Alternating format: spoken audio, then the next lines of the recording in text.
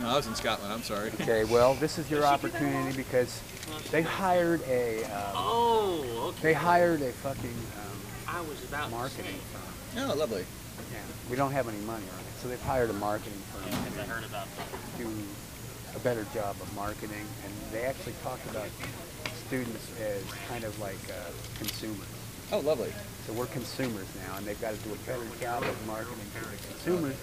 So we're putting together just kind of like students talk to the chancellor about the university. So anything you want to say, anything you might want to say to the chancellor about the university. And it's Chancellor Chang, right? Chang, yes. Chancellor Chang, good afternoon. Ty McMillan. I'm a soon-to-be junior here. I'm a military transfer student here from out at SIU Dam Neck with Dr. Dotzler. Since you're apparently changing your standards to being the campus is now a more business and marketing firm, I'm kind of upset that you bothered to close the shack, because the shack was an assessment center, and if you're looking at money, whoops, die.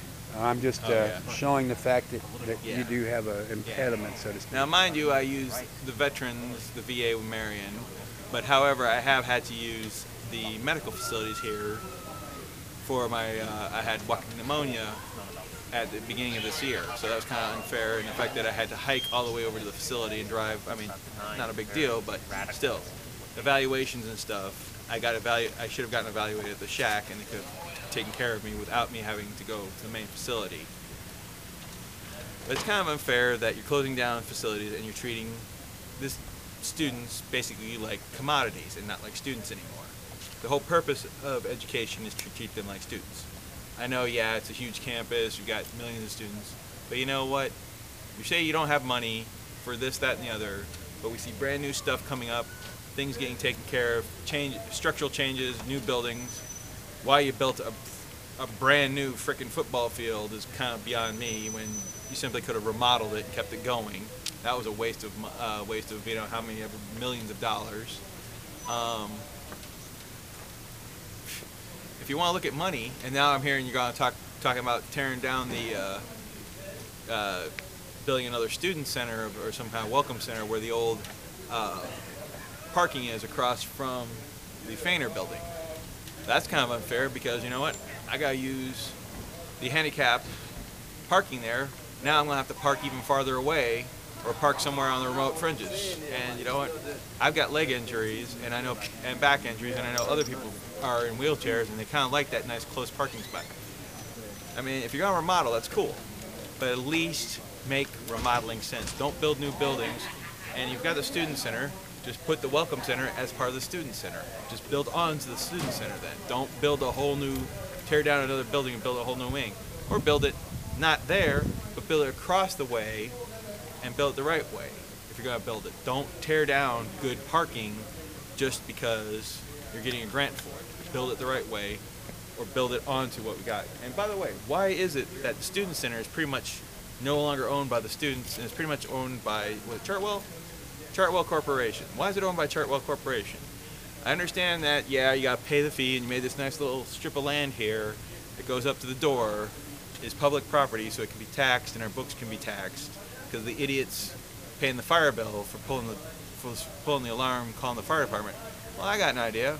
Why don't you nail the students, whoever pull the smoke alarm, you know, the fire alarms, charge them, their families individually for the cost of the fire drill bill, you know? I mean, it's a common sense thing. Don't tax us and nail us with monies and fees when one individual is responsible for a mistake and punish the whole masses. They treat them wrong. It's unfair, it's unjust, and it's unreasonable. And I like to say, no taxation without representation. You know, our student union does a good job. King's an all right guy for under student government, but we're not getting represented equally. You know, even the RSOs aren't getting their proper voice heard. Not all the you know, we're getting more voices, and pretty soon the Veteran Student Organization is going to be national. In fact, I think we already are national. You know, and if we start voicing complaints to the senators, like, oh, Dick Durbin, or, you know, the governor, whoever the next governor is, whether Pat or Quinn or whoever, you know, it's going to look bad on you. It's not fair to you, it's not fair to us, it's not fair to anybody. If you want a good reputation, think about the students as people, not as commodities or as consumers. That's your job. You're supposed to be human. We should be able to, you know, I worked in the Navy for 20 years. My commanding officer had an open door policy. My master chief in the Navy had an open door policy. These are the high-ranking officials. In the Pentagon, when I talked to the called people, 1-star, 2-star, 3-star officers in the Pentagon, they had an open door policy. I addressed them with respect for their status and position, but they had an open door policy where I could talk to them one-to-one if about anything that was relative to the problems. You should have the same policy. And since you don't, and you've basically been barricaded up in the tower, you don't know what's going down here on the floor until videos and other things show up, and too many people are complaining, and then you're looking like, well, when did this happen? How did I know about this? Now you're looking like a fool. And not to disrespect you, you're a highly intelligent individual, you've got your doctorate, and you got your degrees, but you look like a fool to the average common person, and people outside who are looking are trying to figure out what's going on, and it makes you look like the bad guy, when probably not. You made a mistake, and you're going to get vilified and look like you're doing malfeasance and bad behavior.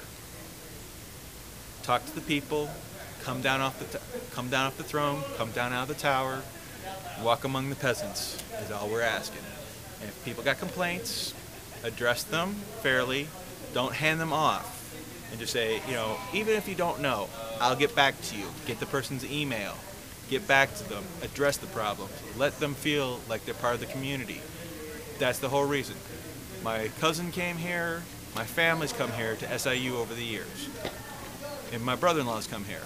He said it felt more like a family campus, and now it's turned into a business. I know this is a business about education and you got to make money, but look at the same thing. You've lost the connection to the people and the public.